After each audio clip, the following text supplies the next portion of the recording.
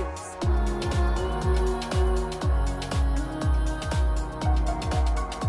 Wicked witches.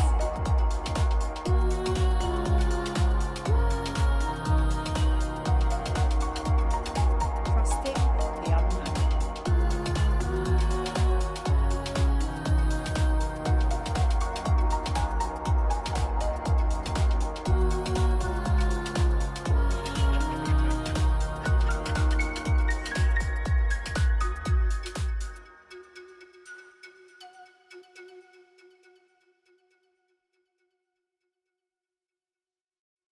Welcome to the Nonsense in the Chaos. I'm your host, Jolie Rose. I don't need to do much introduction to this week's conversation because it happens in the conversation, but I am here interviewing Jonathan Harris, who I met through the Pilgrimage for Peace, and everything about the work that he's doing just completely intrigued me right from the off, and the conversation just absolutely was everything I hoped it would be. So I'm not going to waste your time. I'm going to get straight into the meat of it. And I can't wait for you to hear everything that Jonathan has to say. So without further ado, here is Jonathan Harris.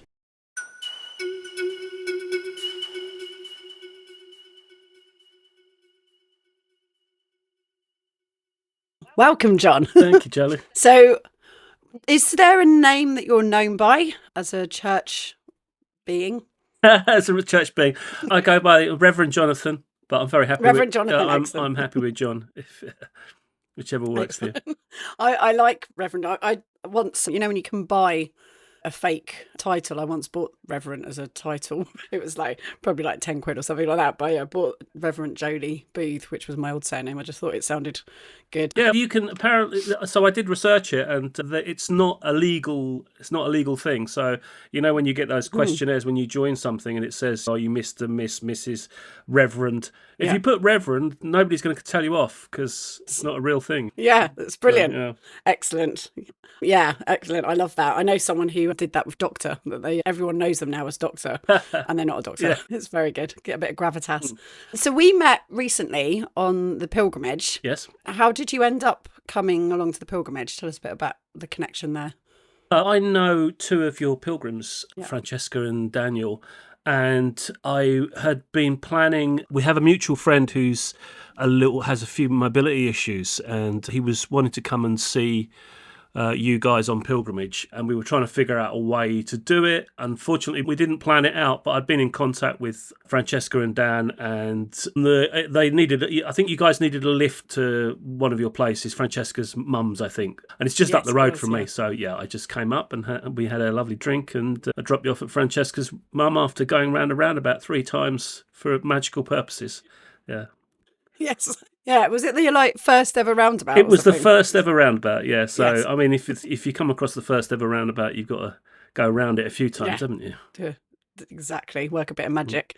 And first of all, thank you so much for giving us a lift, because that's one of the things that's so incredible about doing the pilgrimages is people just these random acts of kindness that keep happening, and people being generous and going out of their way to come and help. So thank you, because that added to the magic of the pilgrimage, you coming and doing that for us. Well, I was totally inspired by what you're doing. I think it was amazing to walk that far. I've done a few pilgrimages myself, but nothing on that scale. Yeah, I was staggered and slightly jealous as well that you were doing it.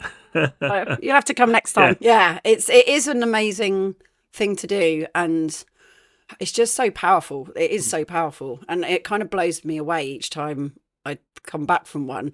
It's almost like I said it as we were walking, that I've never given birth, but from what I've been told of giving birth, you forget how hard it was afterwards, and you remember it with this delusion of how lovely it was, and then you start doing it again and you're like, oh my god, why am I doing this again? And that's the same with pilgrimage, is that the whole time I was doing it I was in pain, it's really hard, and you're like, oh my god, I don't even remember this massive hill. I remember before it and after it, but I don't remember the huge hill between those two amazing bits.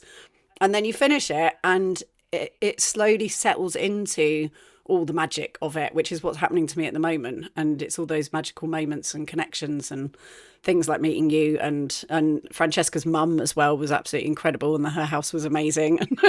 Yeah, every single step has something incredible about it, and it works its magic on you for a long time. So how many pilgrimages have you done? Well, they're not a pilgrimage quite like the pilgrimages you do with the No. walking. So when I started, I decided that the mountains of Britain must be put beneath the staff. So the staff is the holy object of the burn. All hail the staff. And Right. so I think 2014 was the first one. Went Snowdon, then Scarfell Pike, then Ben Nevis. I did that with my kids, and they moaned every step of the way. But of course, now they look back on it, they're like, "Oh, when are we going to do that again?" It's like you Yes. say, you forget the pain of it Yeah. and the fear of Yeah. it as well. And then I also did a sort of group pilgrimage with my friend Daisy Campbell. She organised the CERN to CERN pilgrimage, which Dan was on, which was not. There was a little bit of walking involved, but it was a coach across Europe from Cernobis, the Cernobis giant, which is the chalk figure carved into a hill in Dorset, to the CERN laboratory in Switzerland and in Geneva. And we did various magical things on the way, and we did a big magical action at the centre of CERN. And that was, so that was quite an epic pilgrimage. And also to Carl Jung's house in Bollingen. We ended up there. And then since then, and I've got kind of little pilgrimages that I'm kind of my lifetime, the thing that I've set myself to do for the rest of my life now. I've only done a couple, and I can't believe I've only done a couple. The first one that I did at the beginning of this year was to Ely Cathedral. So I go to cathedrals and churches in a particular pattern, which I won't reveal, to burn money there. And had started at Ely Cathedral. I couldn't have wanted for a better start, and I went with my friend Sarah, and we took communion with the Bishop of Ely there. I'd never been to a Catholic communion before, but yeah, what a venue. my goodness, yeah. Yeah, Ely's so amazing as well. It's such a richly historical, magical place. It is. Like, it feels so thick with atmosphere. Yeah. What an incredible place to start. Yeah. So talk about the Church of Bern. Tell us about this. So the Church of Bern, I started burning money, as you do, in 2007. And so money has been a fascination throughout my whole life, really. I'm a graduate of the London School of Economics. I went there to study money, really, but economics doesn't really consider money that deeply. So I quickly learned how frustrating that was, that nobody really thinks about money. So I started burning in 2007, and I had what I called a money burning day, which was the 23rd of October every year. 23rd because it's 23, magical number 23. October because most crashes happen in October. So it's a kind of financial high point or low point, depending on your perspective. And I kept going every year, trying to figure out what it was I was doing and what it meant. It was immediately apparent to me, even at the very first burn. And I didn't have a preconception in my head about what it was I was doing. And it was immediately apparent that this was a ritual and it was a sacrifice. And then that's basically, since that point, it's been an exploration of the meaning of that, if there is any meaning to it, and its effect on me and its effect on people who burn. So anyway, sorry. So to cut a long story short, so I did it for a few years. 2015, I did the ritual for the first time with somebody else involved in the ritual, so two people burning money together. And I ritualized it a bit more, and that completely messed with my head. That was completely amazing. And I was like, wow, this is really powerful stuff. Me doing it on my own, trying to overthink it and stuff is one thing, but doing it two people together and also making something of a pilgrimage to do it. We walked into the woods and we set stuff, so we put effort into it. Yeah. And then I did that, which blew my mind. The following morning I woke up and there was an email from the place called the Cube Cinema in Bristol. And they said, would you come to Bristol to give us permission to burn money? And they were having a KLF night there. There was 175 people there. In November, I went there. And it felt like a very magical time. So in between the August the 23rd burn in 2015 and the Cube Cinema, which was in November 2015, I wrote my book called The Money Burner's Manual. In that 3-month period. I'd been writing it for ages and writing and stopping, and I just managed to get my teeth into it and wrote this book. And then just stuff kept happening, and I kept meeting people, and it ended up a copy of the Money Burners Manual found its way to Daisy Campbell. She was very keen to do something theatrical with it. So we did I think it was 2016, we did our first event at the Cockpit Theatre in London. So the Cockpit Theatre is London's sort of only purpose-built theatre in the round. So the seats are all around. You've got a performance space on the floor. It is built for ritual. It's just amazing. You couldn't want a better space. So we did that in 2016, and each year then after that, the director of the Cockpit was like, "Did you fancy coming back and doing the same sort of thing?" And I'm like, "Yeah." And gradually I started really enjoying theatre and producing theatre, and Daisy would direct it, and I would pull in different people and think about different ways of structuring it. And eventually, by 2019, I'd figured out that this was a church, and it was a church service. Church of Burn was born slightly before that, but that was really it's the genesis of it. And so in 2019, we had a synod, we had a service, and we had a ritual, and that was the structure that we've kept. The synod, we were lucky enough to get the late, great David Graeber along to talk about money and its meaning and that sort of stuff, and we had other brilliant guests. And the service, I found some wonderful musicians. We had a quite explicit sexual theme at the end, which I thought was just beautiful. And then we followed it with the ritual itself, which is money burning, which is obviously the key aspect of the evening.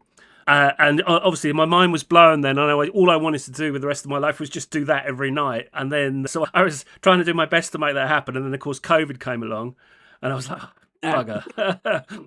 So I did the first one again on the first weekend that I could when we came out of the COVID restrictions in 2021, and we did a 3-day event. And since we did the Secret Garden Party in 2022, but I just do it all the time. But it's a very expensive thing to do, not just in terms of the money that's burnt, but in terms of the production. But yeah, it's been and is being just a wonderful adventure and very magical. And yeah, I'm very happy doing Church of Burn. I'd spend every minute doing it if I could. Yeah. It spoke to me so deeply because it is my deepest wound, money, and I'm always trying to come at it from different directions to see if it will change my relationship to it.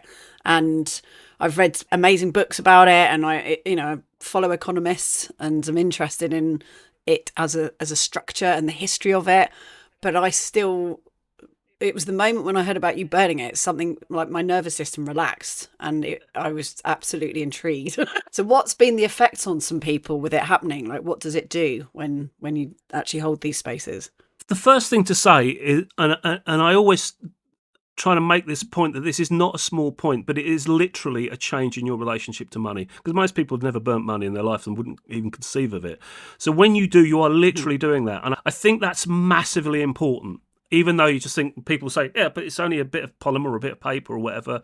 But it's then why would we be so concerned about it? And we have all sorts of you can imagine we have some insanely aggressive reactions against us. We've been threatened with protests, and I've had people say all sorts of nasty things about it, which begs the question of why this symbol has such a power over us, and also then makes me even more convinced that we need to be dealing with it on an embodied or a visceral level as well as an intellectual level, and I think that's what we offer in Church of Burn. I think people generally people have a wide range of reactions, I would say, to money burning. That was particularly evident in the early days of what we were doing because there was no structure to it. And one of the first things I remember is talking about it just before we did a burn at a festival in 2016, Festival 23. And I remember giving a little talk there beforehand, and somebody shouted out, "Treason!"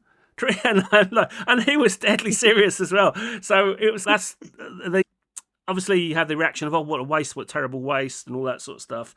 When people burn, though, generally the thing is they say they feel lighter after it. I've had people giggling, people in the past. One guy I remember once, and this was a really instructive moment, it was a £5, he dipped it in the flame and said, "Fuck the Tories." And it just jarred because it was just like, no, that's not where we're at with this ritual. This is not an overtly political statement. This is something about you and about your relationship with money. It's much deeper than that.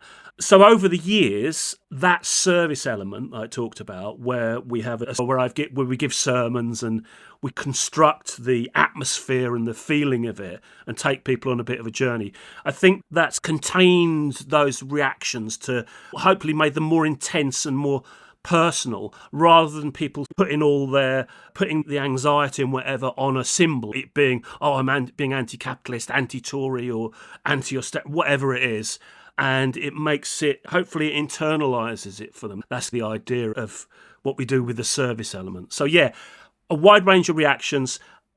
Hopefully that when we do Church of Burn, hopefully we intensify and condense it into something that's felt within you rather than expressed about some outside entity. Sorry, that's a rather complex answer to. No, that's, I love it. No, it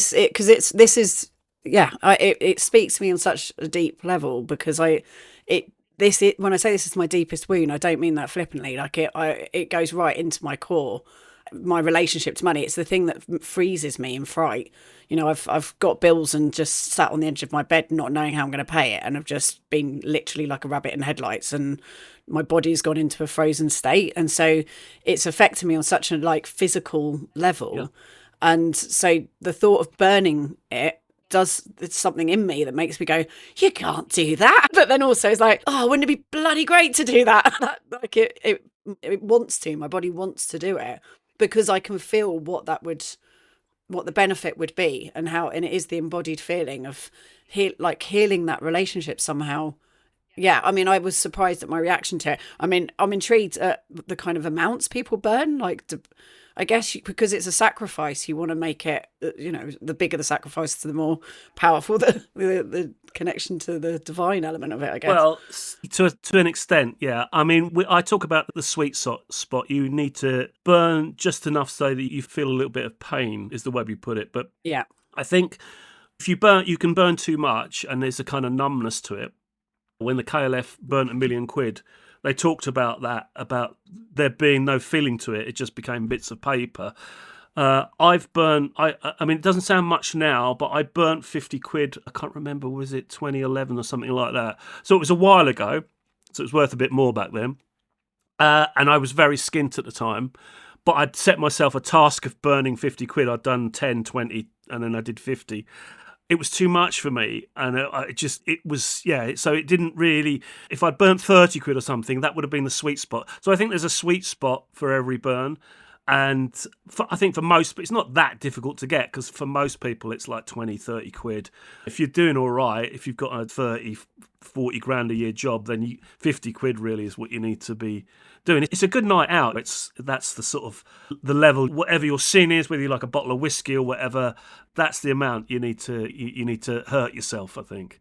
Yeah. I love it. And in terms of the magic or spiritual element of that, do you mind sharing a bit about what that is to you, or what you're working with?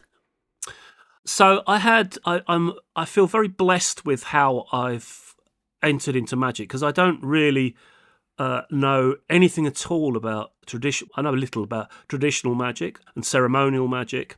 When I first started, I've been lucky enough to know some wonderful mages. And when I first started, I lent out to one of them, quite a well-known guy, and I said, how should I approach this ritual? And for whatever reason, he didn't get back to me. He didn't, which is unusual. And I don't know whether he never got me. I've never asked him. But it was a blessing, because I then just approached it in my own way. And with the ritual, the general thing I've learned from it is to get out of its way. So whereas I used to speak words during the ritual itself, I now I just rely on hand movements, and I have the staff, all hail the staff. So I've got everything I need, and people know what they're going to do. We do all that work beforehand.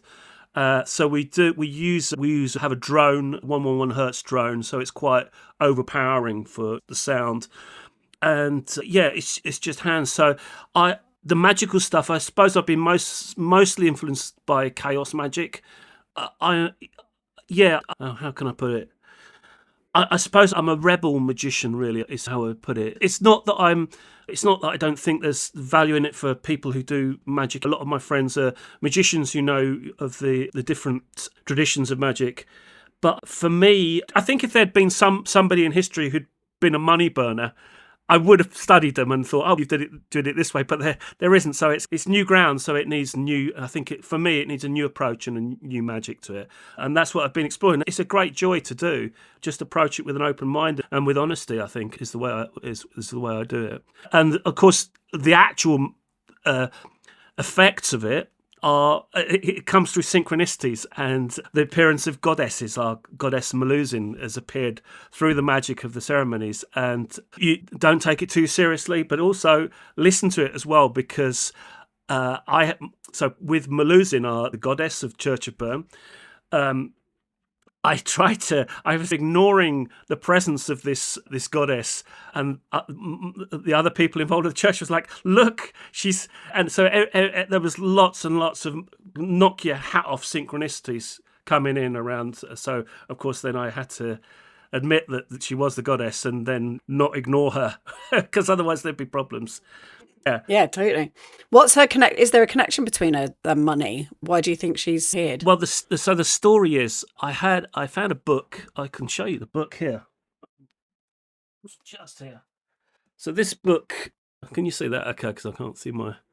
Yeah. So it's a museum. It's the most famous exhibition of money art ever held. It was in 1978 in Dusseldorf, and they produced 2 catalogues. So any major artist of that time, Andy Warhol, whatever, José de Beuys, all presented at this show. And they produced these 2 catalogues, and they some of the great philosophers of the time wrote pieces on it. It was just such a huge thing. This is in German. I don't speak German, but because I'm a money nerd and I collect money stuff, I wanted these things, so I got them. And I couldn't figure out why that was on the front cover. I was like, what's the relationship with it? And by some cataloguing error, it wasn't mentioned in the actual catalogue either. So it was a bit of it was a bit of a mystery, and I posted it online, and within a few hours of me posting it online, so I was saying, does anyone know what this is? The Pitts Rivers Museum, one of my favourite museums in Oxford, posted the same motif on a brass plate that came from Nigeria. And I was like, I've never seen this image before. Why is it? So it came up, and then people started saying to me, this is the origination of the Starbucks logo. And I was like, oh, okay. Ooh, right. So, yeah, so it's a mermaid figure. Anyway, sorry, it's turning into a long story. So I got in touch with a guy called Horst Konietzky, who was one of the curators of that exhibition back in 1978. He's an old guy now, or unfortunately he's passed now. And he told me, he said, what it was, the cover plate in a money chest, the old money chest. You'd open the money chest up, and they'd have a locking mechanism in the lid, and the cover plate covered the locking mechanism. And I was like, oh, okay. So anyway, he said he didn't know where the chest was now. So eventually I tracked down the chest to the German National Museum. They had it in their archive, so they had to hunt for it. So this all took ages. I paid them to take some pictures of it. They took some pictures of it. So I got some pictures, and there I have it. I was like, oh, okay. So there was this explicit mermaid figure, because she's revealing on this money chest. And I was like, that's really interesting. So I put it to bed in my head, thinking I've solved that mystery. Then a while later, I think it was 6 months later, I went to the Bank of England Museum. And in the Bank of England Museum, the key area of the Bank of England Museum is this sort of glass plate.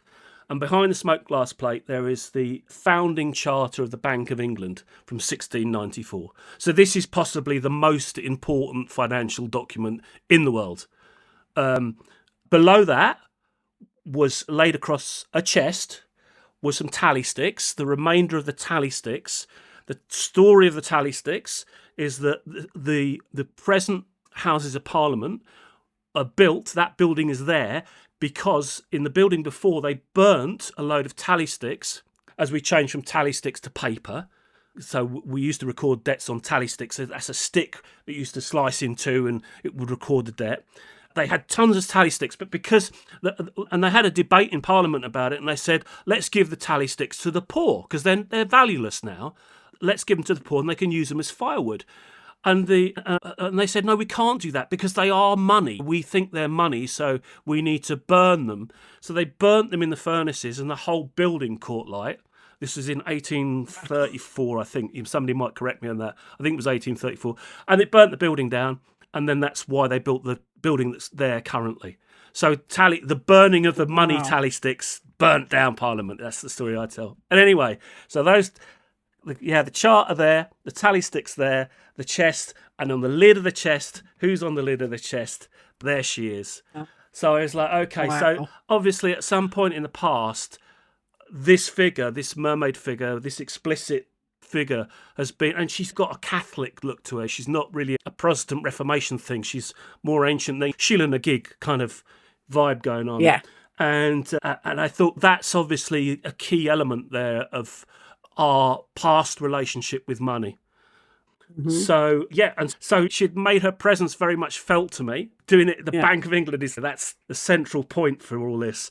And she was right there, literally right in the centre of it all, by the tally sticks, by the founding charter. It's amazing. It's like, that is amazing. I mean, to ignore and her. Starbucks as well. Yeah. Because aside from it being a coffee place, the name Starbucks is like the celebrity of money. Exactly. Like well, the star of so the thing about Starbucks is like if you were a goddess and you wanted your image all around the world to be worshipped. Yeah. I mean, she's smart. That's really clever. She's doing well. Yeah, she is. She's got more statues of her. So I've researched this, and when we did the Secret Garden Party, we presented all this information. There's these huge mermaid statues all around the world. She's like a goddess hidden in plain sight, if you like. Yeah. So yeah, that's been a wonderful thing, and it's not been a thing that I've thought, oh, that would be a great idea and pursued it. It's just come at me and presented itself to me. Yeah, that's great. Yeah, amazing. And I work at the Mermaid Tavern, which you noticed. So I'm going to put the cards up.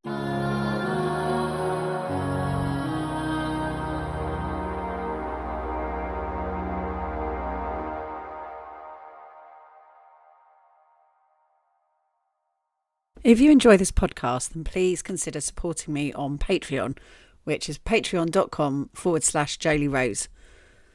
It's money, talking about money. It's interesting, asking for financial support. And yeah, I talk about money all the time, don't I? And it is something that's kind of awkward to do. And one hopes that it lands well. I want people to feel that it's worth them supporting me financially, because I know how hard it is at the moment. Times are hard. And for you to have the money to give me £7 a month or £3 a month, it feels weird because I'm not a charity, but I am an artist and I am putting things out into the world, and I do a lot of things for free. And I want things to be accessible. That's the way that I've always worked, especially when it comes to stuff to do with the inner world. It doesn't feel right for me to be charging huge amounts of money for it. I feel like I would rather share inner world stuff with you just for free, and then it be up to you what you want to give back. That you give me a donation because you want to.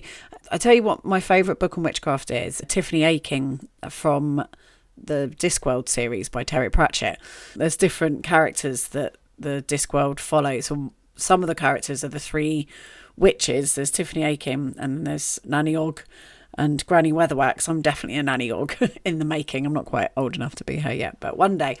But they're the best instructions I've ever read for witchcraft. And they talk about how a witch's job is to cut the nails of the old man. That's really what a witch should be doing. And all the crystals and Instagram version of things is there's, I can't remember what her name is, but there is a witch in the book that is like that, and she's all just pomp and special effects. So she doesn't go and cut the old men's nails, and so she's not a proper witch, and that's why she never comes out on top when there's the competitions, or who gets the takeover from Granny Weatherwax and all that sort of thing. And Tiffany Aching is a hard-working nuts and bolts witch from the chalk, which is where I'm from. I mean, I'm from Essex originally, but Brighton, where I spent the last 20 years, and where I kind of cut my teeth as a witch, because Essex was somewhere where I had to flee because that's where the witch trials happened for a start. But I definitely felt very unsafe there. And then got to Brighton where witches were attracted to congregate. We all realised that we were women that didn't like other women, and we'd all moved to Brighton, and we all moved there, and we all worked as artists, and we all supported each other, and there was the Arts Council, and there was people paying to come and see us, and it was this amazing place where I got to live as an artist for 20 years and had enough money to live off of from being an artist. And if ever I wasn't earning enough money, I had the social care system that caught me and gave me working tax credits and helped me out with council tax and got cheaper travel, and I'd dip in and out of that, but mainly was self-sufficient and mainly was paying tax back in and was mainly able to live as an artist. But ever since the start of my career, I've always made my work accessible, and I've always liked working with things by donation so that people invest in their inner world and you make a choice as to what you're going to invest. So currently I'm offering tarot readings for the build up to New Year and Christmas, and that's by donation. I can do that as gift cards as well. And then we have the immersion weekend coming up, which is not going to be in bulk. I hoped it would be, but we can't make it work with the accommodation. So it's going to be a Stara instead, which is the 20th, 21st, 22nd of March. And then also Creation Hibernation is about to start. If you can't afford to support me financially, that's not a problem at all, because people who can are. And if you're able to subscribe or follow any of my stuff, share it. Word of mouth is amazing. So all of that is also really useful. Do the reviews and stars and rate me on Spotify or wherever you're getting your podcast from. And that's also really great. So thank you ever so much. And now on with the show.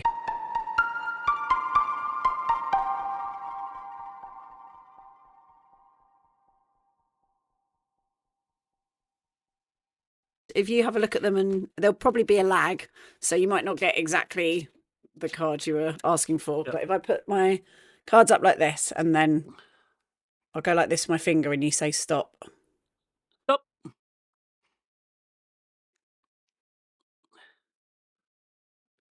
Very interesting. Okay, so this is the Prince of Discs, which would represent money. Discs is money. And he's there with the globe and with a kind of chariot being pulled by a bull. Which is very money again, yeah. Image. Yeah, exactly. I suppose there's slightly like the masculine, I mean, that's to me looks a bit like globalization or the kind of patriarchal element to it. I mean, what that wants me to ask you is, what's your relationship to that part of money, to the kind of what we normally think of as money, the stock exchange and globalization and capitalism and all that kind of stuff? Like, how has it changed your relationship to it, or what's your relationship been with that? It's a weird relationship, because I think I've been on the money coalface for 35 years or something like that. It's been my money's been my thing, and a lot of people have an interest in money and they very soon decide what money is, and then they go look at the systems. And I think that's fair enough. You know, I've been just looking at the same spot for forever because I can't, it's a mystery, and I just keep going with it. When, after the global crisis in 2008, there was a huge surge of money texts of people reconsidering money because we had this global crisis. And then all of a sudden people started thinking, why are we like this about money? Why does money rule our world so much? And it was that moment when the stock markets fell and all this money we had suddenly disappeared. And it's in that point of money of losing its meaning, we became fascinated by what it is and why it has that control over us. But again, I think since then, I think that and like yesterday is a good example, is we don't talk and think directly about money and our relationship to money and the power of this symbol. We don't think about it in spiritual, religious, cultural terms. We have this language of economics, which is like the Latin that the priests would use in the olden days, which very few people really understand. And I just don't, a lot of it just doesn't make any sense, whatever level, the higher level you go. There was a famous moment in the crash when one of the chief bankers said, we've experienced, I think it was a Sigma 4 moment, which is like a moment that's so rare that it happens like once in the life of a universe, and that was his explanation for the financial crash. That's obviously bullshit. It's just rubbish. And when you get to those levels of complexity of thinking, where people say, "Oh no, these normal people can't understand this stuff," that's just obfuscation. That's hiding it. That's the same sort of thing that the priests have done. I'm quite aggressively anti-economics at some point. And I think that they dismiss money, they dismiss our relationship to it. And I think that any economics that but look, to cut a long story short, David Graeber a few months before he died said we should chuck economics in the bin and start again. And that's really, I couldn't say any better. Because it's not gonna solve our problems, because you're thinking within the same ideology. And really, that's, I suppose, what my mission is with Church of Bern, is to crack through that, break through that, and to think about the world in different terms. It's an impossible task. You got to try. Yeah, definitely. Definitely have. Yeah, I'm in a really interesting position here on SARC because I'm in a community of 500 people. And within that community, we have billionaires and multimillionaires and millionaires and old money and new money and bin men and teachers and doctors and barmaids like me. And, literally the whole of humanity is in this one little tiny 1 mile long and 3 miles, 3 miles long and 1 mile wide island, and we're all hanging out with each other. And yesterday I was in the pub working behind the bar with a multimillionaire discussing with a left wing, he works in tech, so he's got some money, but he's not rich, who's an old hippie. And we were discussing the tax, because we've got to do something about the tax here. At the moment, it's a tax haven for the wealthy, but for people like me who are on £12 an hour, it's 630 quid it's just gone up to. Well, in the UK, I'd be paying half of that, and I would be getting free healthcare, a pension, I'd get benefits for, when times are hard. Here, I don't get any of that. And so I was trying to get across to this guy who's sitting there in the bar. He's a friend of mine. I got on really well with him. But just trying to get him to see the fact that for him, he's complaining about a few £1,000s when he's a multimillionaire. And yet you're taking what's nearly a month's wage from me. It's just like the percentages of what we're putting in aren't equal. And actually, this isn't a tax haven for someone on low earnings. But it's just an interesting situation to be in, because when I lived in Brighton for 20 years, I never came in contact with any of these people that are from completely different walks of life to me. Yeah. So it's quite a fascinating place to be.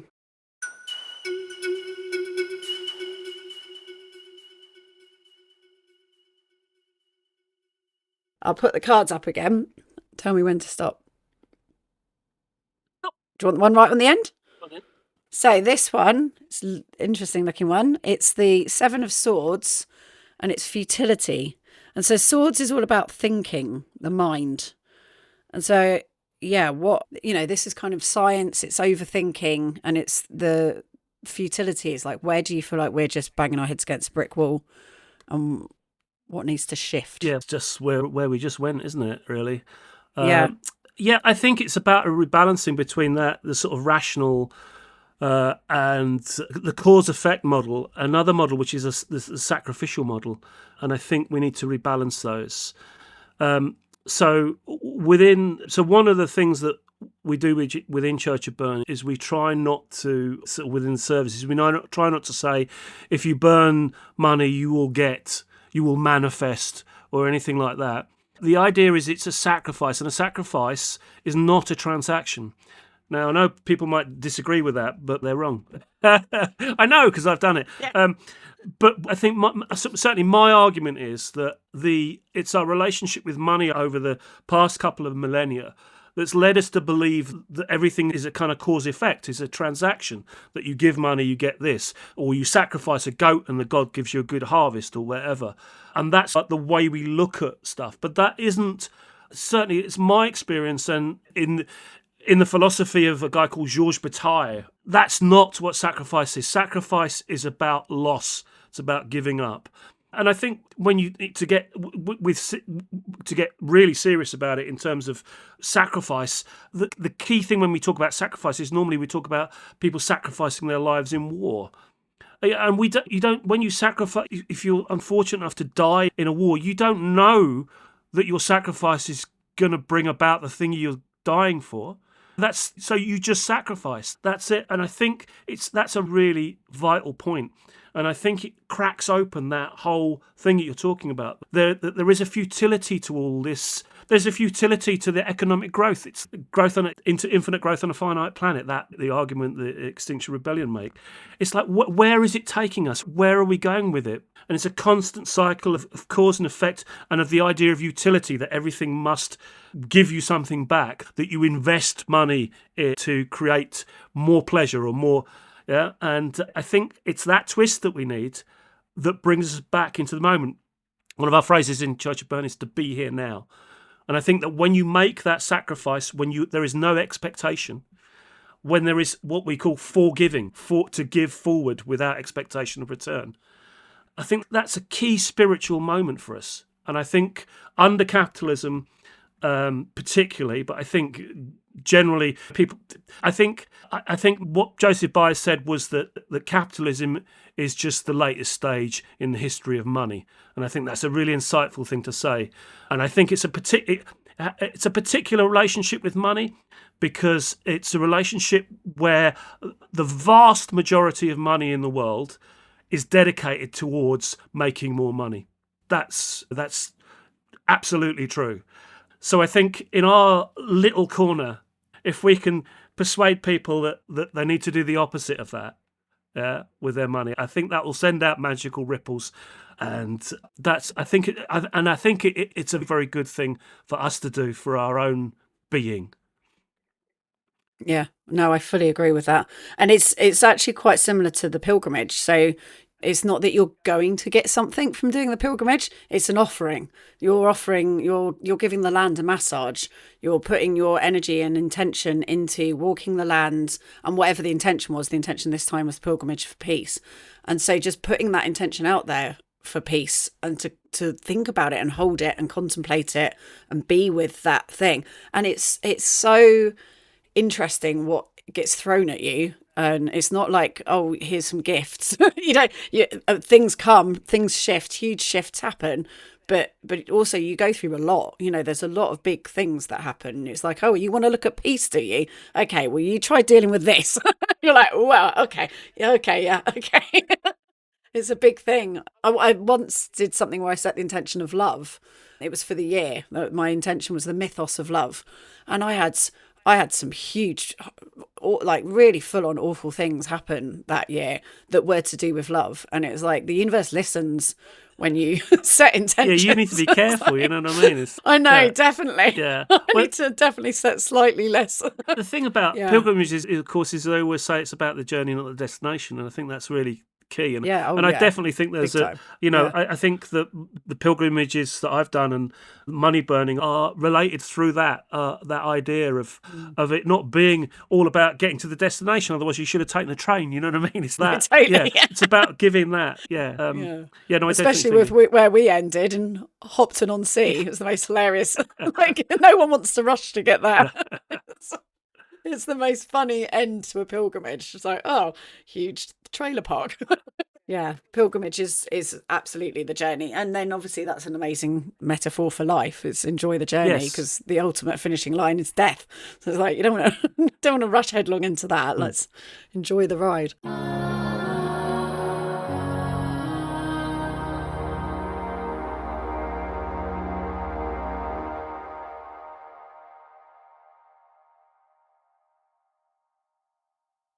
Right, so our third and final card.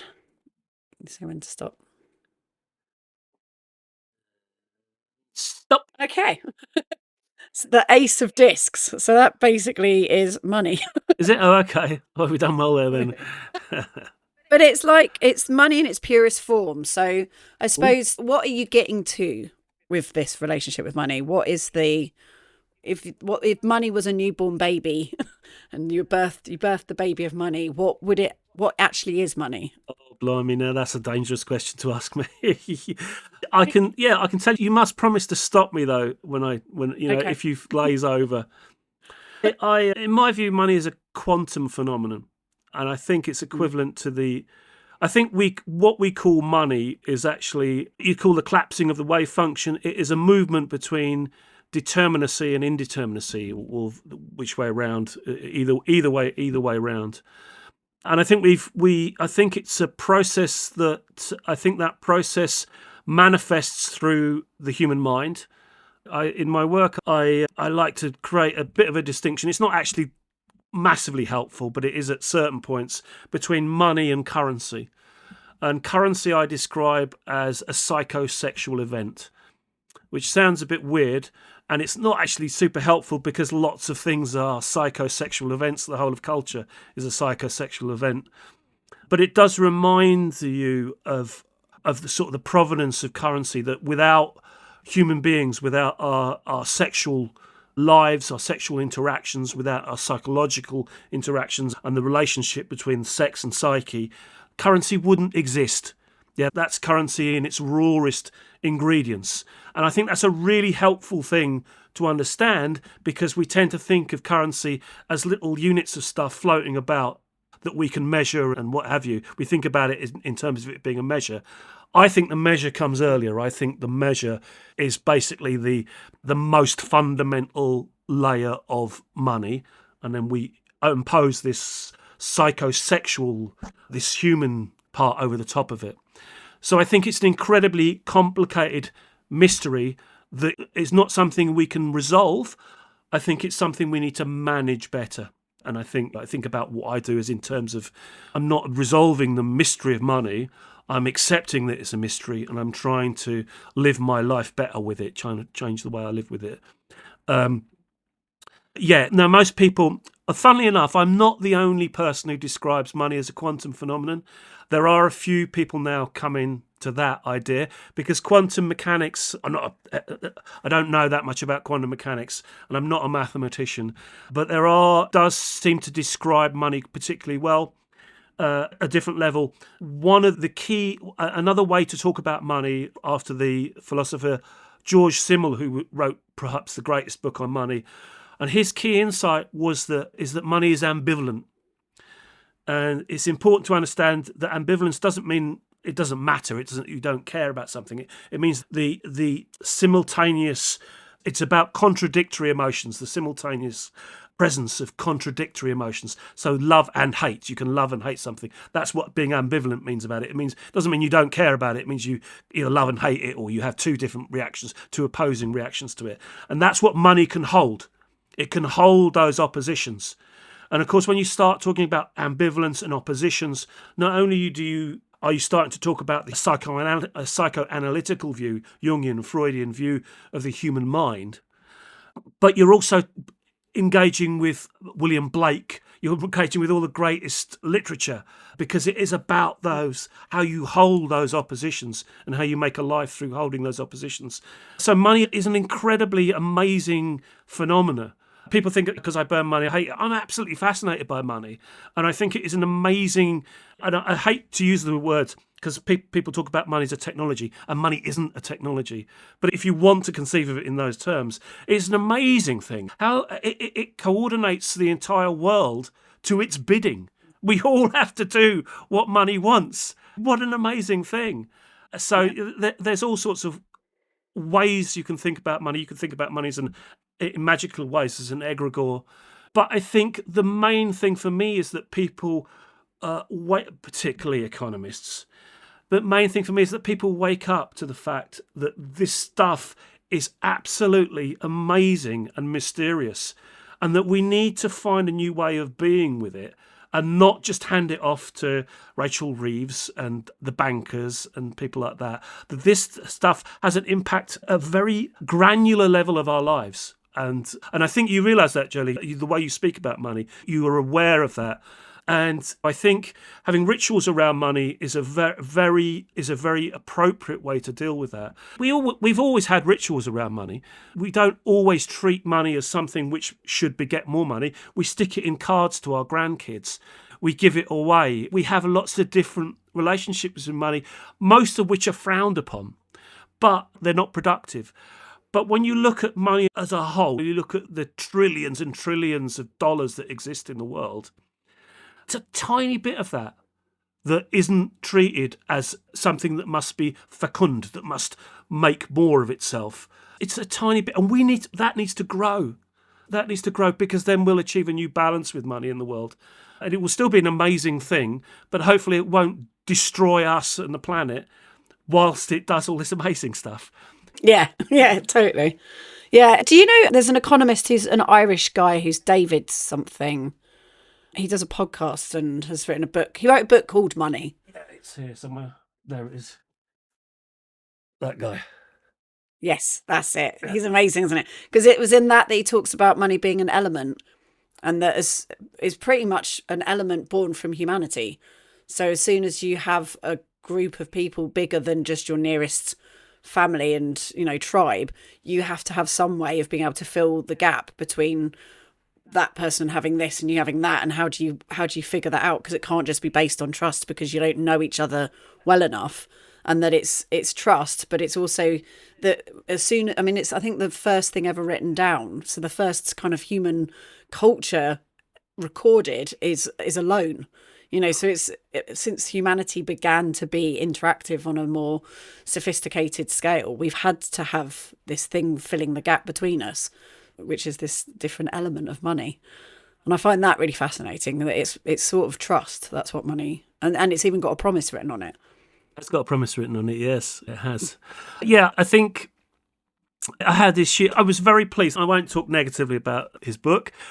I'll talk positively about it, because it was very pleasing that you got an economist saying, actually, money's really important, and it might be more about money than it is about economics. So when I read that, I was like, yes. I think I was going to say to him, I was going to send him an email saying, maybe look at this, maybe look at that. There is a lot of work on those things that you're talking about now, about how money's impact on the human psyche over 2.5 millennia. In fact, more, this thing you're talking about, those tablets, they go back 5,000 years. So it's money's impact on the development of philosophy. Money is like in our DNA. It's impacted how we view the world. It's inescapable, is what I would say, and that's why there are plenty of. He was an Irish guy too, who lived without money for a year or something like that. I'm a bit skeptical about those things, because you can't escape money. It's already there, and you've got to deal with it. You've got to find new ways of dealing with it. That's the key, I think. Yeah, that's it. Like, I feel like my relationship, it feels like a dance, that I'm in a continual dance with it, because I'm like, if I got in the right place with it, would it mean that it flowed more and I ended up with more money? Or if I got in the right place with it, would I just be okay with not having it? And I keep trying to be in that place. So it's just like this continual dance, and like checking in with myself with the fact that I've lived an amazing life, and I've done all sorts of things, and I've traveled all over the world, and I have crazy multicolored clothes, and I've got a roof over my head. And yet in my head, I've never had any money. And so it's like, well, you've never had any money, but you've got quite a lot of stuff for someone who's never had any money. Somehow it's flowed through you, even though it's not stuck around for very long. Yeah. So I'm always interested in what's going on with it, because it just seems to have such a massive impact on my life all the time. And it's the other thing that's living here is, I've just said that there's people who are billionaires and millionaires and everything, but no one knows how much money anyone's got. And you were saying, you know, it's a rude thing to talk about, and people are more willing to talk about sex than they are money. And that's the other thing. It's like the most secret there is. And like, you know, you're just guessing. You spend the whole time guessing how much money people's got. And some people who've got no money are completely buying everyone drinks and are really generous. And other people who've got loads of money are being completely tight-fisted. Yep. So the money even flows, you know, it doesn't even flow directly from wherever who's got the biggest pot. So it's just, yeah, it's very interesting being here watching it all.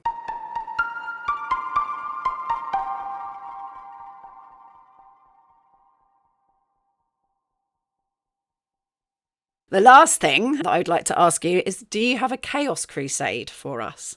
Do you know what? I thought about that question before when you've asked it before. And it's really difficult for me to answer it without being completely obvious, is that my chaos crusade is getting people to burn their money. And getting people to... my mission really is to think about how I can get people to burn their money and get people to react to money burning.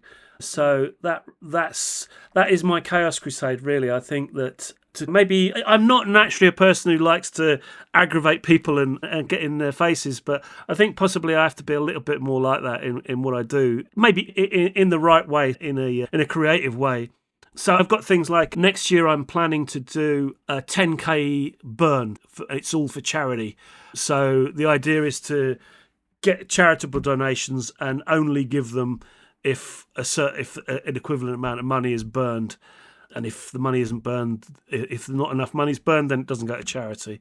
So I'm playing around with those ideas, which set up that dissonance in people's minds about it, and provoke their reactions to it, and get people talking about it. Because if they can't burn it, let's get them talking about what it means to burn it. I think people are interested in money. Yeah, no, totally. And if people are going to burn it who are listening, how, in terms of holding it as a ritual, holding space for it, what, if any tips or anything you'd say about how to go about it? Absolutely, yeah. What I would say is take it seriously. A little tip I would say is, if it's going to be your first burn, make it it doesn't have to be a massive amount of money, but make it, you think, well, that's a little bit too much, that's probably the right amount, right there. Get a note and keep it in your pocket, and don't spend it on something. Yeah, so go to the pub with your 20 quid or whatever you're going to burn, and when it comes to you, when you would normally buy a round of drinks with it or whatever, don't just hold back. Keep that £20 in your pocket. Give it a little bit of a life. Yeah, when you come to burn it, please write down the serial number, record it in the record of burn. We have the record of burn, which is the database of all the money burnt. So 7 million quid on it at the moment, which includes obviously the KLF and various historical burns. But yeah, enter it in the record of burn. If I could encourage people to do that, that'd be great. But it also, not just for Church of Burns purposes, but if you record those details, if you record the serial note number, if you look at the note and really examine the note, it just helps you form an attachment with it. And then when you burn it with a nice candle, do it in what you would consider a ritualistic way, I would say. Yeah, and I think personally, I would say, don't think about it in terms, if I burn this money, then I will get this result. I think I'm not sure. I'm not sure that's the way to do it. The way that I would do it, but to their own. But I think if you experience that if you can experience it as just a straightforward loss in a ritual way, I think it will. The ritual itself will have its own meaning and its own value. You don't need something beyond that. The ritual is the thing. The journey is the pilgrimage. That's where you're at with it. And I think, for me personally, in my experience, that's the richness of it right there. And sorry, one last little bit. So yeah, as long as keeping that note, I would go somewhere to do it. So make a little go to, if you're on a beautiful island, walk across and go to a beach and do it. Do something like that, where you've put a bit of effort in and you've selected a nice. My best burns have come through selecting a nice little spot to burn and making something, not just the ritual being the tiny little thing that you do with the money and the flame, but the ritual being the whole event around it, where you go and do it, where it's like a couple of hours out of your life to do this thing. That's certainly where I've had amazing experiences, and the kind of your back realigns and you can feel the energy flowing through you. Your feet feel rooted on this great big spinning ball of rock that we're stood on now.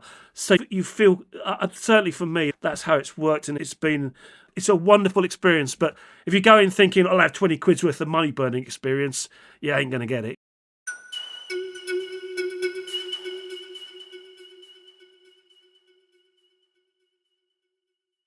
That was the incredible Reverend Jonathan Harris from the Church of Bern. And I did just have such a visceral reaction to what he was talking about. And just, I loved what he said at the end there. I cannot wait to go to a Church of Bern ceremony ritual experience when I'm in England next. I will be putting that into the diary. And I will also be practicing some kind of ritual here in Sark, just to get the experience flowing, because it's something that feels so right in my body. And yeah, I can't wait. That was such a wonderful conversation. I hope you enjoyed it as much as I did. So I don't even know what the words are. It's fascinating to think of money in this way, and it does do something. It's so, I mean, I don't know. I'm sure it must be for everybody such a big thing. I mean, it's such a big thing in my life, and I'm sure it is in everybody's. So to look at it, and this is what I love about subverting reality, is these things that are just given rules and given behaviors. This is money is not something you burn. You're not burning money. It's even a saying. For us to then just flip it on its head, it's like walking backwards down a high street, or sticking all the furniture to the ceiling or something. It's just behaving in a way that doesn't fit with reality, that highlights that it's all made up, that it is all made up, including our relationship to money. So to subvert it, or to work with it differently and change that energy, is so powerful, and it just feels really freeing. That's the word that's coming through. It feels so freeing. And for me, money is so like a ball and chain. It's confining and restricting, that the thought of just burning it just feels so freeing. So yeah, very excited. What a wonderful conversation. That was amazing. Thank you for being here. I hope you enjoyed that as much as I did, and I shall speak to you again next week. So see you then on.